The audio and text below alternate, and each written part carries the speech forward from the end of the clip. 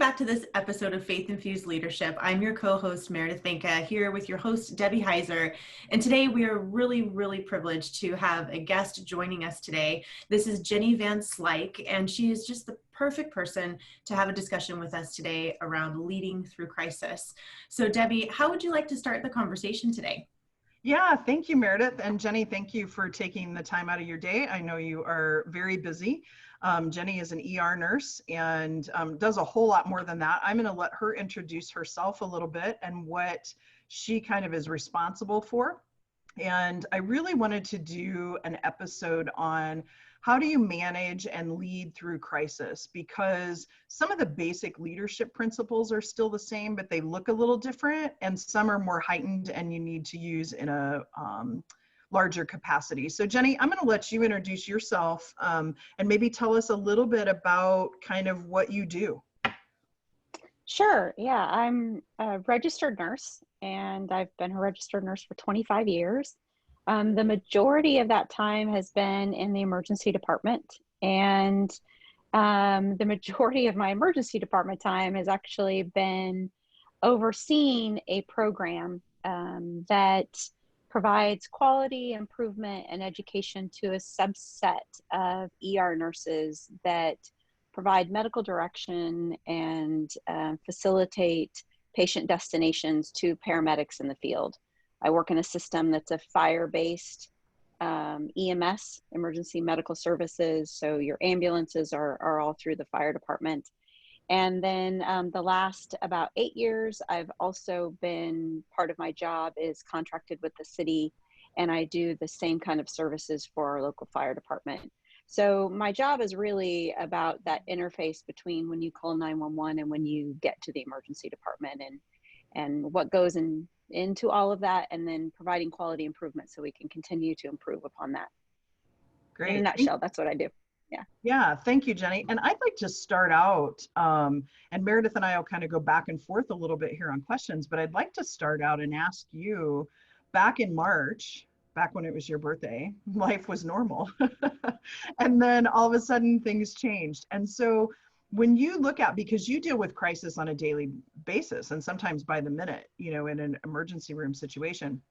And I know sometimes you work the floor, but for the most part, you're kind of doing the role that you talked about. But can you tell us, like, when things really first started to hit with COVID, what were some of the things that stayed the same for you as a leader? And then what were some things that maybe changed? I think it was interesting. I was thinking about when COVID hit and the very week that it hit. And I actually saw a lot of what I do kind of going away. I couldn't have classes. I couldn't have meetings. Even the interaction, my office is actually right where paramedics and EMTs come in. And so I really have kind of a hustle and bustle. My door's open and people are interrupting me all day long, which I actually love. And it's a very active place. In fact, one of the managers stops by all the time and she's like, I don't know how you get anything done here. And all of that was stopped because we weren't seeing as many people coming in via 911. People were scared to come to the hospital. We were closing our doors now because we didn't want the same interaction. So all of a sudden, everything was halted. So that was probably the biggest change I saw right away. Which I'll elaborate on in a moment. But the things I saw stay the same is everyone wanted to jump in and help, and everyone wanted to do the very best they could do for our patients. That's what we do. We do it sometimes out of not having an abundance of caution for ourselves. We jump in and do what we have to do. But then it was interesting that week, I actually prayed on my way to work saying, I have to have purpose in my life. If I don't have purpose, then I really struggle with what I'm doing. I feel uncomfortable. I don't want to do it and all of that. So I work really hard to find purpose behind what I do. And I prayed, I've got to have purpose in all of this. I feel like everything's kind of leaving. What am I going to do? And it literally about 2 days later, I was assigned these two gigantic projects surrounding COVID. And so it was an interesting time, because while everything changed, the goal behind everything was the same. We've got to do the best we can do for our patients. Mhm. I think it's really interesting that you commented, on your faith and how that came to play as a component of leading through this crisis that was kind of unveiling itself in front of you, and leveraging your faith. I mean, we, talk about faith in this podcast frequently. So maybe you can elaborate on that a little bit. Did that allow you to then fully step into these projects that you were given, knowing that they were kind of, brought to you based on your prayer? Or how did you feel about that? I think, I don't know, I think when I get overwhelmed, prayer is a nice place for me to go. I think that even in the midst of this, as things were kind of winding down with these projects, I remember some people talking about, wow, some of that was a waste. Like, we didn't even use some of this stuff that we put together. And again, coming back to having a purpose and feeling like I was asked to do this job from, through prayer, from the organization I work for. I was asked to do this, but I also remember thinking this was not for nothing. We did this one. It was a really great practice to know that we can do this if we are ever faced with a pandemic again. We can do this if this curve goes up again.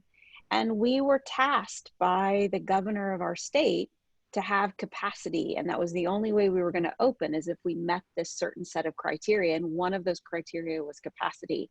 So I felt like I was doing it for the greater good of meeting a criteria. And so I felt like all throughout, just making sure that it was having a purpose and setting that as a priority was a guide for me. So I don't know if that, yeah. Yeah. And Jenny, you talk a lot about purpose, and I know like people that you're influencing, because the people that you're leading are people that don't necessarily directly report to you, but are key people in the organization of those projects, Stephen, that you did.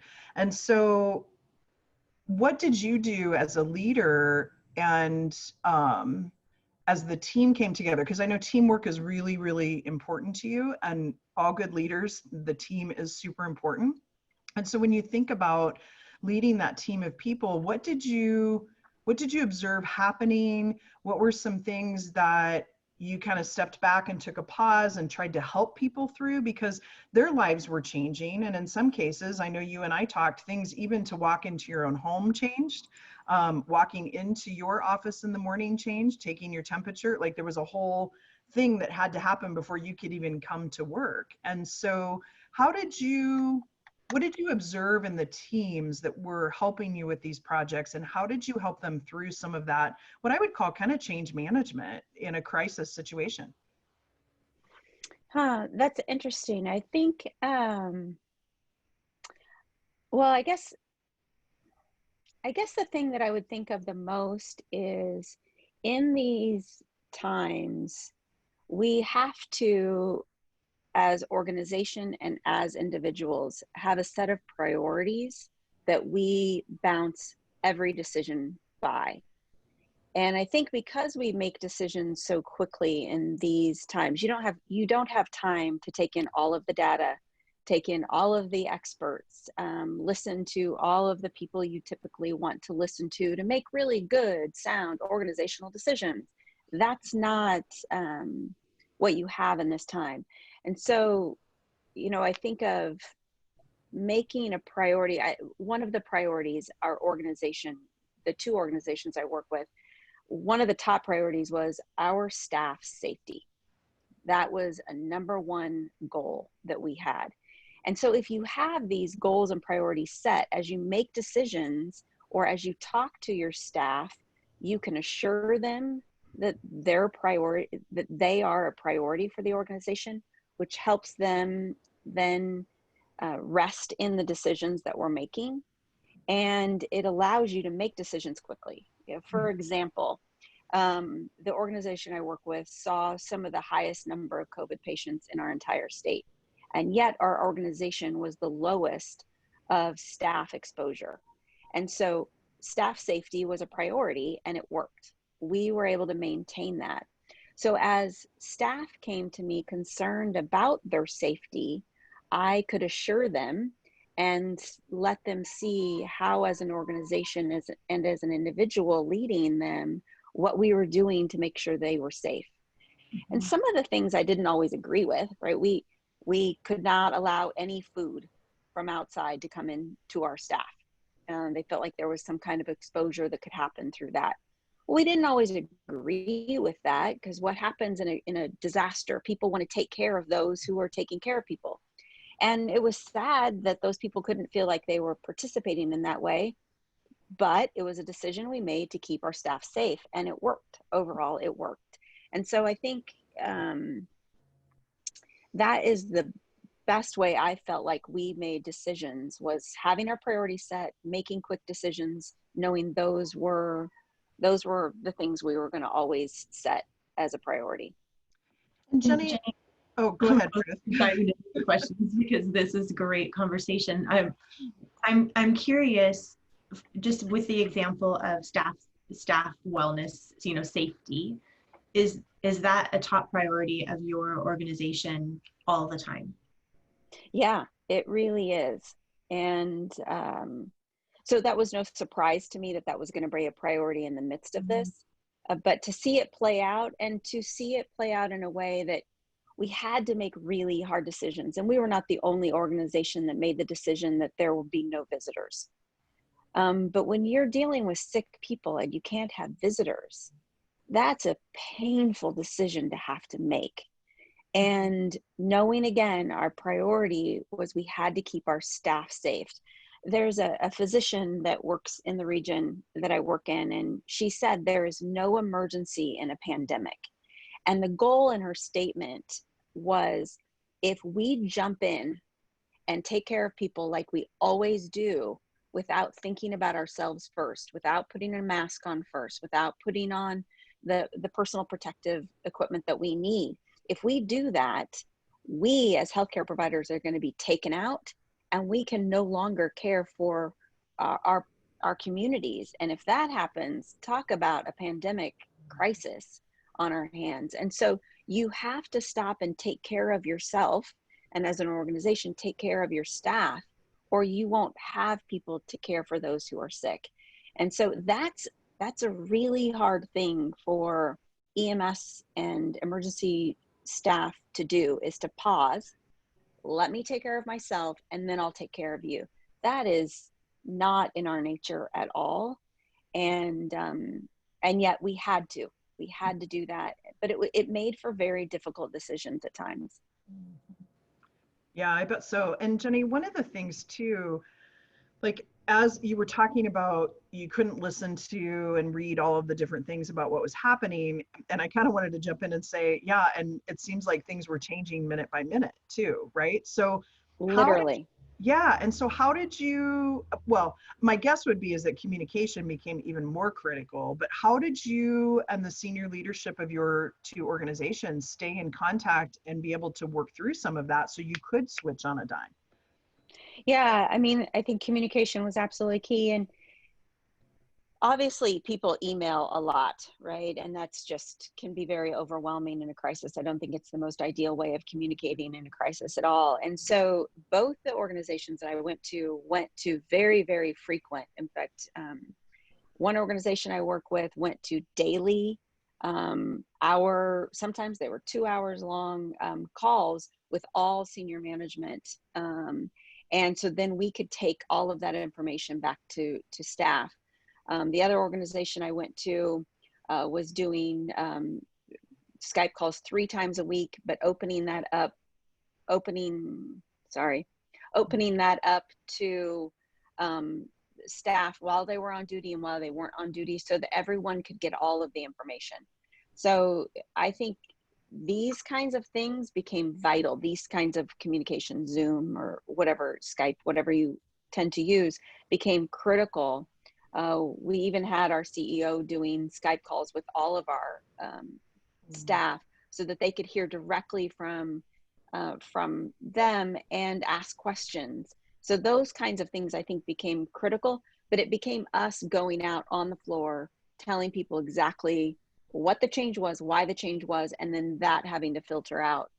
So it became a lot of direct communication.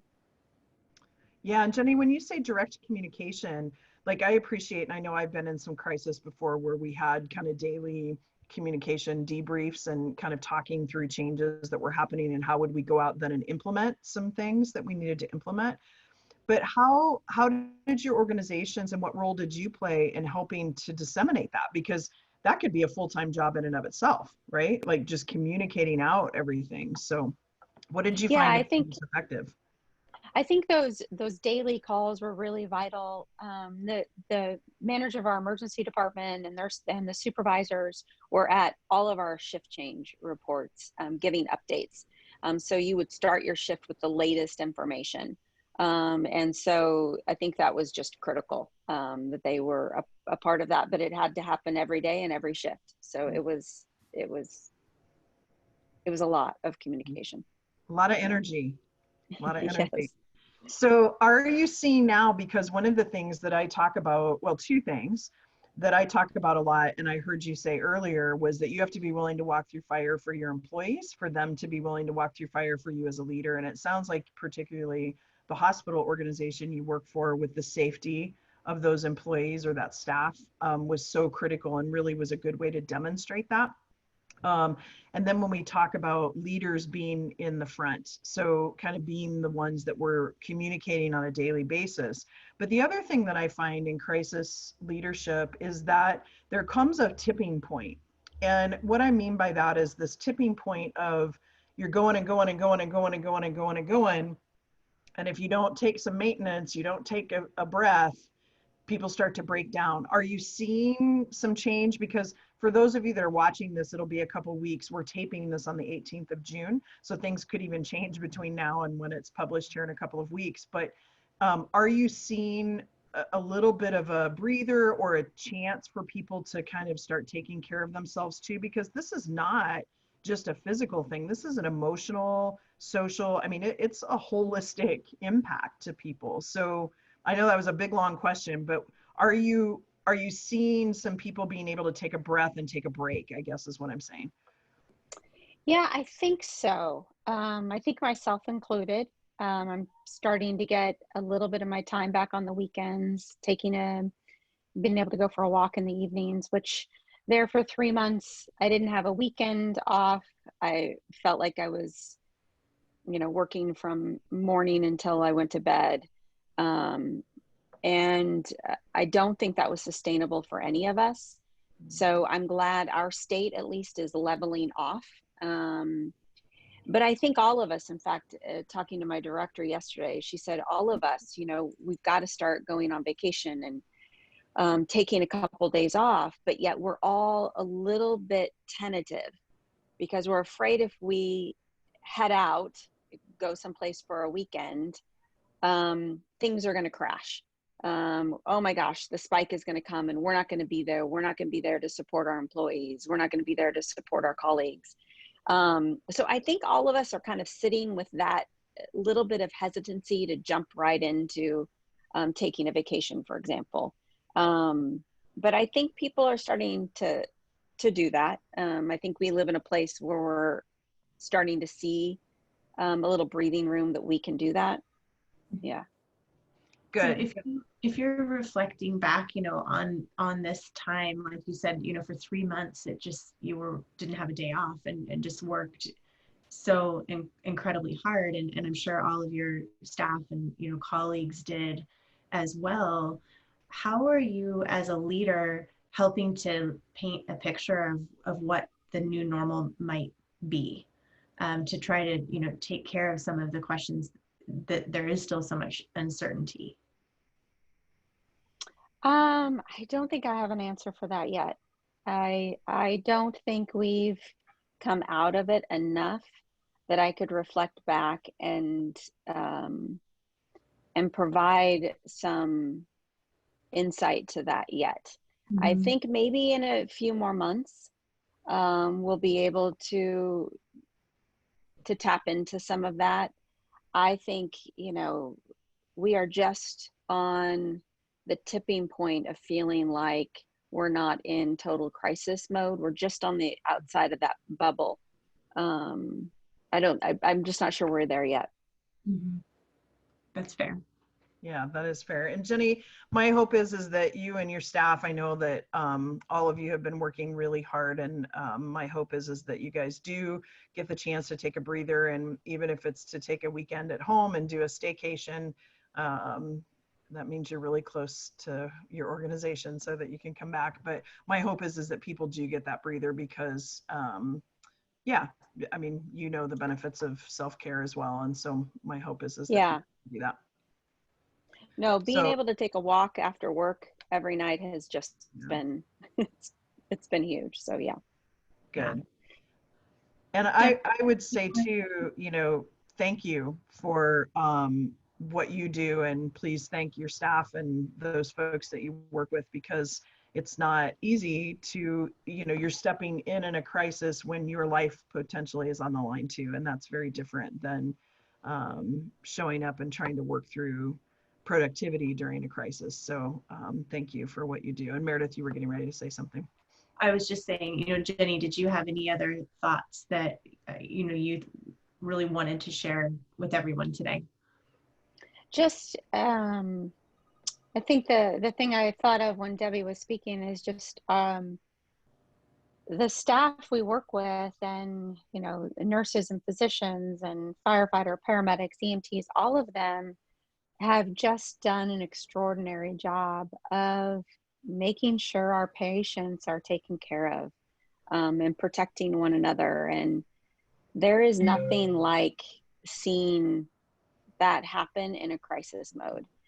And I find it sad that in these times, all of a sudden wearing a mask has become a political thing, or those kinds of things make me sad, because while you may not know someone with COVID, there are a lot of us who have seen the impacts of what COVID does. We've seen the 45-year-old, we've seen the 80-year-old, we've seen the 23-year-old, and what it does to that person, what it does to their family. And so to me, we're in a time where if it hasn't affected you yet personally, people are questioning things about it, but it's alive and well and still happening in our world, in our cities, in our states. And I just plead with people to continue to listen to folks and wear our masks. It is the best protection against this, and there's just no excuse to not in our time. So I guess that would be the only other thing I would say. Fantastic. How about you, Debbie? Any final comments or thoughts for today? No, other than just thank you, Jenny. And I appreciate your time, and wish you and your organizations well. And for those of you that don't know Jenny Jenny is my sister, and I'm super proud of what she does. So thank you again for being with us. About choked up there. So Meredith, I'm going to let you take it away and close us out. You bet, absolutely. Well, for this episode of Faith Infused Leadership, I'm your co-host, Meredith Banka, and today it's been a pleasure to have Jenny Van Slyke, along with our host, Debbie Heiser.